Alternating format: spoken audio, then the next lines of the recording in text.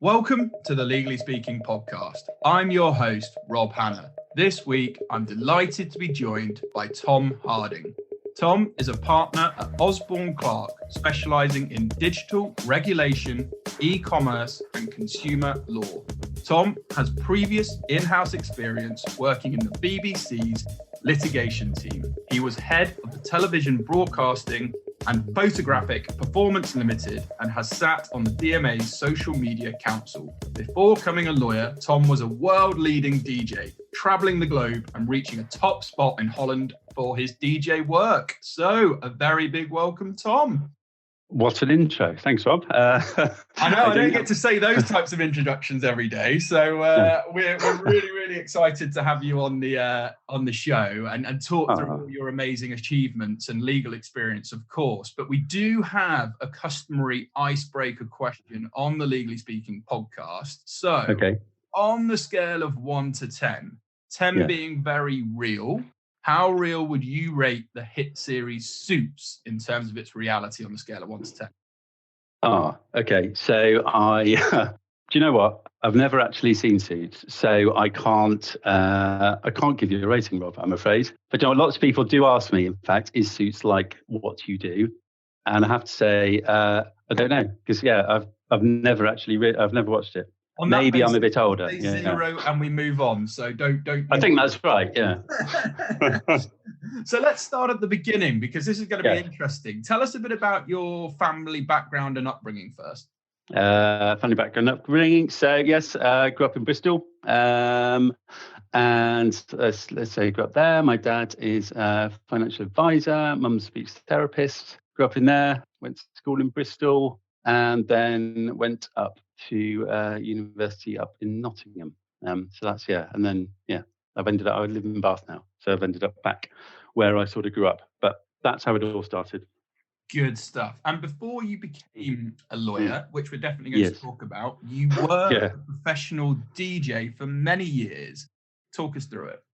What was that like? It was awesome. So so to cut a long story short, I sort of got into DJing because it was sort of right place, right time, really. And it's a long story, Rob. But when I was little, people used to make mixtapes that no one really does anymore, because no one has cassette tapes or anything like that. It's kind of long story short. A mate of mine had a mixtape of mine in his pocket, and he was sitting in a cafe in Amsterdam, and they were just like playing some tunes in the background. And he said, "Oh, do you want to put this tape on?" And it's my mate. He's pretty good. And they went, "Yeah, okay, why not? That sounds like a good idea."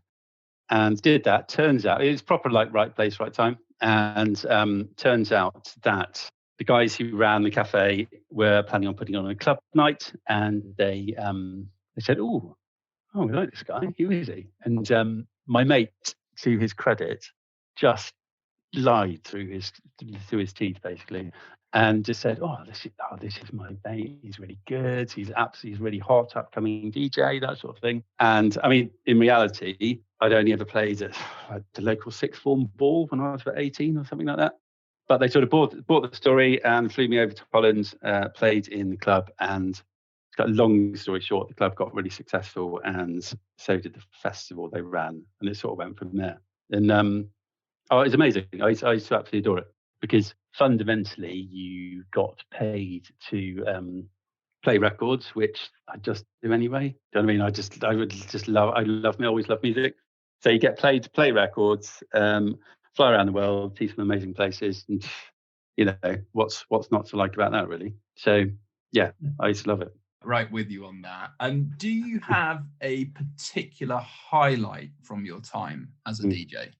There's so many good memories, but the best thing I think I ever did. So there's a big festival in Holland called Dance Valley, and again, it's a long story, but at the time, it's basically like the biggest dance festival in the world. And there was a DJ called Carl Cox, who used to be really, really famous. He's like one of my DJing heroes, basically. But I got asked to headline the festival, so I got to basically say to Carl Cox, who was just absolute DJing god, "Carl, one more for you, and then I'm on." And I got to headline the festival, and there was about 100,000 people in the audience.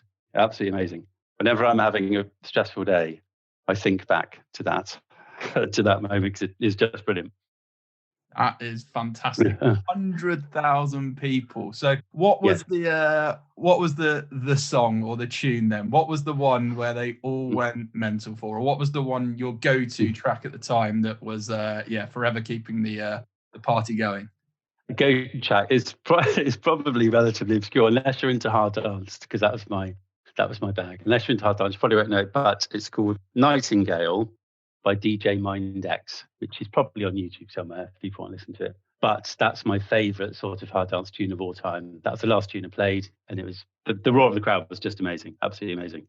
Fond memories. And do you what sort of music are you into now? Have you stuck with that sort of stuff, or what else do you into? Because obviously it's probably not left you. You're still kind of a big into your music. I am still. I mean, I still listen to all the DJing stuff now and then, not as much. I have to say, I haven't DJed in a little while now, but I listen to anything really. I mean, anything that's good. And I mean, I've got 3 kids. I've got sort of 3, some of them sort of teenage daughters. Well, they're nearly all teenagers. So a lot of sort of pop and stuff. And don't know, but you sort of you end up sounding like your parents, just going, "Oh, what's all this stuff?" Because they love listening to Kiss in the car and this sort of thing. But yeah, anything and everything really. So are you the cool dad then? Have you been the DJ for all the sort of kids' birthday parties, or do you outright refuse? Once you hit sort of Dance Valley, 100,000 people, you're not prepared to go back, or have you done that role? I like to think I'm a cool dad, but I'm pretty sure that's not true. And my daughters certainly don't think that. I've always flatly refused to do kids' parties, although I did do my eldest daughter's primary school leaving do, which was really good fun, actually. It was really good fun. I had all the parents up on stage dancing to Take That, which is quite good. And I think she thought I might be cool, but it doesn't really wash, I think. I'm a bit too old now. Well, we loved learning about that, and just fascinating. And there is a real kind of important point to the podcast today, because we must then transition into your career of becoming a DJ and then moving into the law later on into your career and really making a success of it. But let's start at the beginning of that bit. Why did you wish to make the transition from DJing into the law? Why? Well, to be honest, I'd always, so I went to uni. What did I do? I did industrial economics at uni, but I'd always thought actually that the law would be a good career path ultimately. And then, to be honest with you, the DJing was a bit of a curveball, if you see what I mean. As in, because I just got some opportunities to go and do it, and I thought, you know what? Let's just go and do it, because you're never going to get these opportunities again. So I'd always sort of had it in the back of my mind that I never wanted to do DJing forever, because it's great fun and it's really interesting, but it's tiring, and you spend a lot of weekends away and this sort of thing. So I thought, well, I'll do that while it's fun and have some success. But I'd always sort of go back to the law. So that was always in the back of my mind. I basically quit I retired from DJing and then went back to law school when I was 30, in fact. Brilliant. And you must have had some major challenges to overcome. What would you say have been some of them in your legal career to date?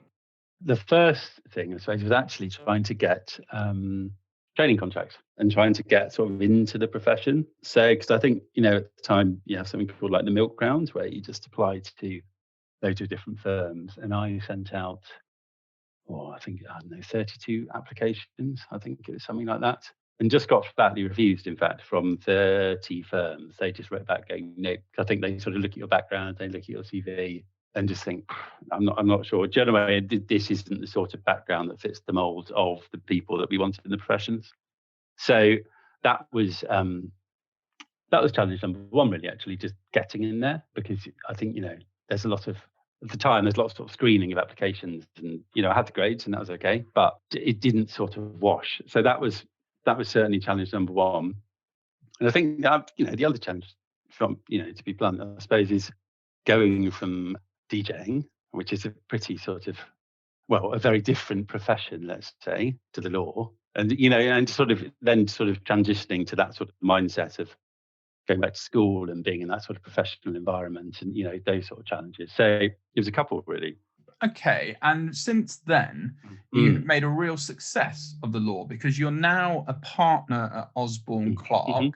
So tell us more about your current role as a partner and your journey to becoming a partner, because that's truly inspiring to show that you can have a career change at the age of, say, 30 and still go on to reach the pinnacle of partnership. So just talk us through that.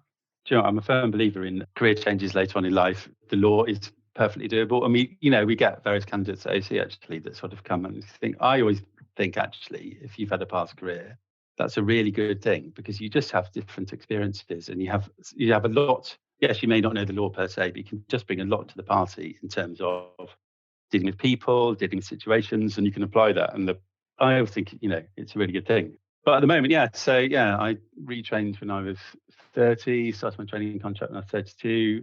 And now, so I'm partner at AC and I basically specialize in sort of consumer online digital regulation. And we work for like lots of tech companies and that sort of thing. I also head up our gaming practice. So we do lots of work for sort of interactive entertainment and gaming clients. And it's good. I love it. Really enjoyed it actually. And I don't think what I love about it is the fact that we are doing sort of just interesting work for just some, clients that sort of doing new stuff and pushing digital boundaries and that type of thing. Because for me, it's just really, really interesting. But yeah, the path up it's quite hard. It was hard actually. It's hard work, but enjoyable. I say it's enjoyable. I think if you sort of start and I think the key to it is really just finding an area of law that you really enjoy. You've got to really sort of enjoy your subject matter. There's loads you can choose from. I mean, there's absolutely a whole range of different areas you can specialism. But if you find something that ignites your sort of passion, then it makes that hard journey, a lot easier actually, because I'm frankly just really interested in the clients that I work for and just generally what they do, which then makes doing the legal bit a lot easier. I echo that, and it's no surprise. Perhaps a former DJ had a real passion for all things sort of media and technology. So that makes a lot of sense in following that route because you are passionate about media and technology. And as you mentioned, you do have a particular expertise in the games industry, which I'm fascinated by. And you currently do lead the games and interactive entertainment practice at OC. So just to dig a bit deeper, then, what does that involve? More so on the game side, because I'm sure a lot of people are interested to know about that. We do a lot of work for a lot of games clients, and we, we've got a pretty big practice actually in that sense. What does it involve? It involves all manner of things actually, and from sort of regulatory advice to corporate to litigation, the whole sort of gamut. But what it really involves actually is really knowing the industry and just knowing what's going on within the gaming sort of sector, because a lot of the sort of providing really good service to clients is knowing the sort of background industry in the sector. So I would think, anyone can read, the Consumer Rights Act, for example, and its application of consumer law, but then it's sort of the application of that to the specific, nuances of the gaming industry and how that apply to, a cloud streaming platform or whatever. And it's that sort of bit of the role, which is really, really interesting. But I sort of oversee the whole department, and it's fascinating because, as you say, it's just fast moving and it's interesting. And if I was doing, no disrespect to property lawyers, for example, but if I was doing sort of property law, just wouldn't particularly find it particularly interesting. The fact that I can sort of work in the sector, something like gaming and digital regulation that I just really enjoy anyway, just is an absolute dream, quite frankly. Yeah, no, I'm with you. And it would only be fair in your legal career. What's been your greatest highlight, or what do you most enjoy about the current role? Greatest highlight would be, I suppose it's your classic. I suppose it's your classic thing. So to be frank, it was getting a training contract. that was for me, that was a real highlight. Qualifying, I was frankly delighted. Becoming partner was a real highlight. Although in classic sort of, you just equally realise that sort of life goes on. I'd always thought when I made partner, that's okay, fine, I'll crack open the champagne and this sort of thing. But, and don't get me wrong, it's a massive achievement, but you just realise that life is life equally sort of carries on. So I think we were having like a little celebration dinner with the kids, and we just sat down, boom, boom, boom, and we were all sort of toasting, going, "Oh, well done, Daddy.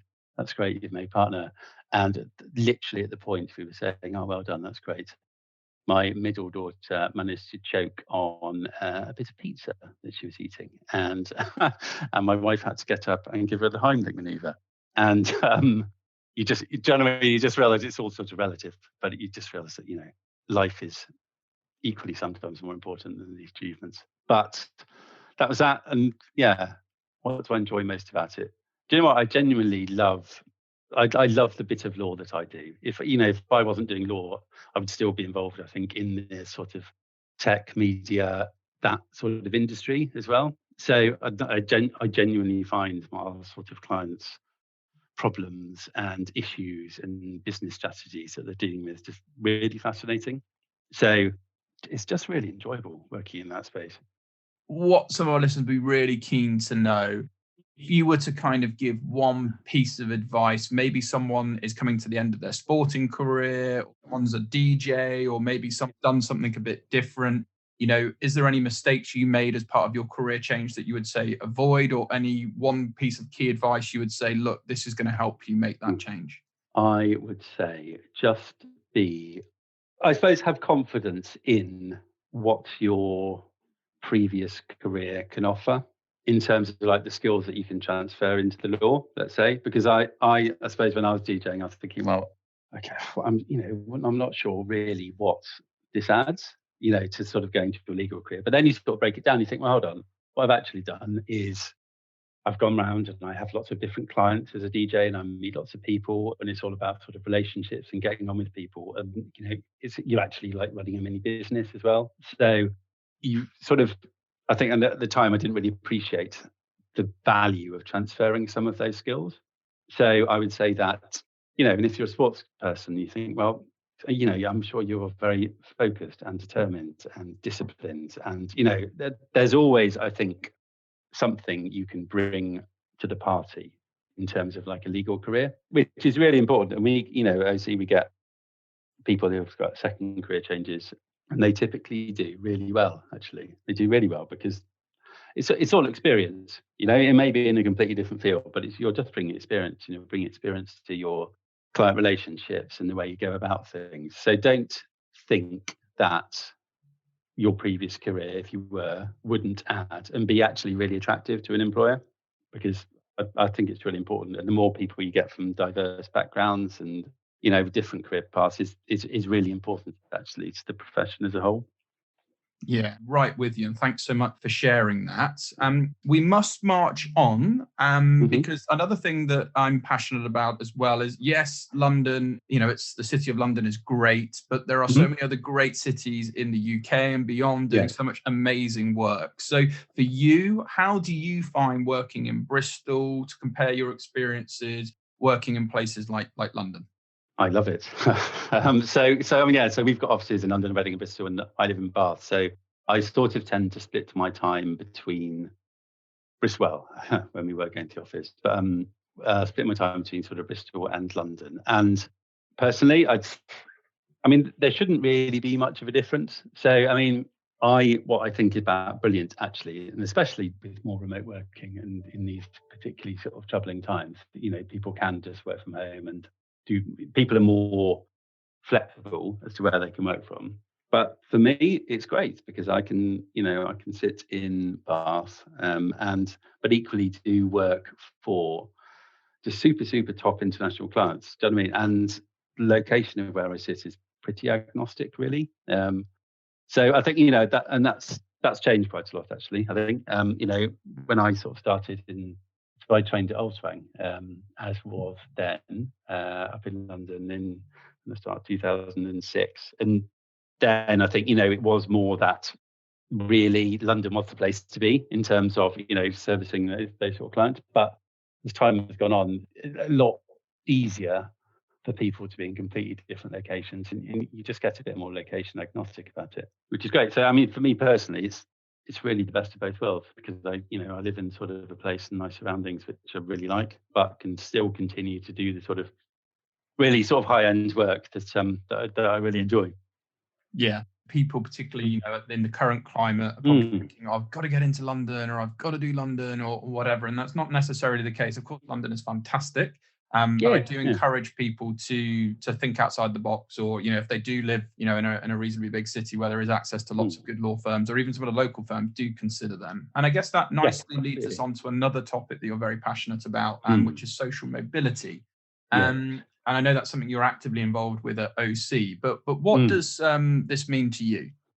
I suppose it means two things really. So I mean, don't get me wrong, I went to a private school and I had a relatively privileged sort of upbringing, but I was well aware that, you apply to 32 law firms and you get turned down by 30, and that's fundamentally because of your background. So I'm not saying I don't, I didn't have a very sort of privileged start, but I'm aware of the sort of barriers to people from more socially diverse backgrounds, just frankly getting into the law. And I think the law has not been particularly great in the past at encouraging people from more diverse backgrounds to enter the profession. And typically people sort of recruit from the Russell Group universities, and it's quite a sort of staid path. So there's two things really, actually. One is really expand the pool that you go out to try and get people into the profession, and that can be, going to recruit at a variety of different universities. We've got an apprentice scheme, and just really sort of widening the net of people that you encourage actually to come and try and get into the profession, because it's just super important. Because what I don't really want is a profession that is dominated by people from Russell Group or Oxford, and you get quite a sort of what's the word? Sort of, well, you don't get really a diversity of views, and really what we really want is a big diversity. So there's sort of two bits. It really is. One is expanding the pool that people allow them to get into the profession, but then actually the other bit is helping people come up and sort of progress once they're into the legal profession, because that can sometimes be a bit of a challenge. I think there are some stats in the Lawyer actually a little while ago about, I think it's magic circle firms actually, not I'm trying to be rude about magic circle firms, but about how, progression of people from more socially diverse backgrounds drops off. So, you may have X percent who sort of are NQs and starting, but actually that percentage just goes down and down as more people progress. So there's two bits really. And what I'm really keen to support is, widen the funnel of people coming into the profession, and then also support people as they're trying to go up. And I think, we're getting better at it, and the profession is getting better at it, but there is still a lot more to do, I think. Yeah, and is there anything about the work at OC that you and the team have done, or anything within this area you would like to sort of say that's worked really, really well, or that you're working on or plan to? Yes, so we're doing lots actually. I mean, I would say that, but we are. So we certainly have started to widen the net of people we get into the firm. We have an apprentice scheme running, which is basically takes people from slightly different backgrounds but allows them to progress up through the firm and get through to NQs. We've started really just working on sort of internal initiatives in terms of helping people progress. We've got sort of outreach to different types of schools to try and get people in, and things like social mobility partnership we're very plugged into. There's a lot going on actually, which is good because I'm just passionate about it. I just don't, and I think the profession and any firm will just benefit, frankly, from having a more diverse talent pool, because you just get that difference of opinions, of views, of doing things. I mean, if everyone did everything the same, then that's a pretty boring place, really. So yeah, that's the plan. Long may that continue. And as we look to sort of wrap up, Tom, what advice would you give to lawyers wanting to work within the field of digital regulation? Or, particularly because I'm sure it's going to have sparked a lot of people's interest, and they may think, well, isn't it just too competitive to get into that space? So what advice would you give to those? Yeah, I mean, it is competitive, but actually that sort of area and that scope of work is only ever going to get bigger, because there's digitalization and it's all tech, media, digital there's an industry in a sector, let's say, is going to grow and grow. But as a result, there's a lot more legal work. So it's a good place to be going in. But I would say the best advice I could give was try and sort of, know your industry and knowing what's going on.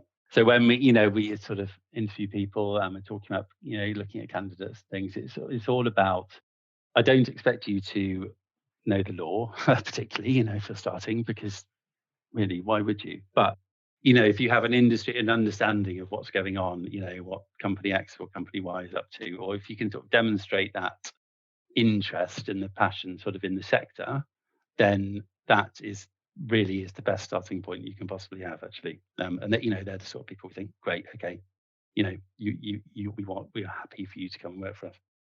Yeah, and I think that's kind of, I would embrace that under, it's a horribly overused term, but commercial awareness. And I think a lot of people running a lot of, on Instagram, LinkedIn, all these social medias, people are running some fantastic platforms providing all of that advice. People can just go and soak it up and use that to their advantage. Tom, it's been a real pleasure chatting to you, and I'm sure lots of people are going to be inspired and maybe even wish to sort of want to try and reach out to you. So if people want to follow or get in touch about anything we've discussed today, what's the best way for them to do that? And feel free to shout out any web links or relevant social medias, and we'll also share that with this episode for you. Just ping me an email, quite frankly. So that's fine. All the details are up on the OC website. So just find me, shoot out. I'm on LinkedIn. So find me on either. And reach out. Always more than happy to have a chat and to have a conversation. Thanks so much once again, Tom. It's been a real pleasure having you on. Wishing you lots of continued success with your legal career. But for now, and all of us on the show, over and out. Perfect. Thank you very much. It's been an absolute pleasure.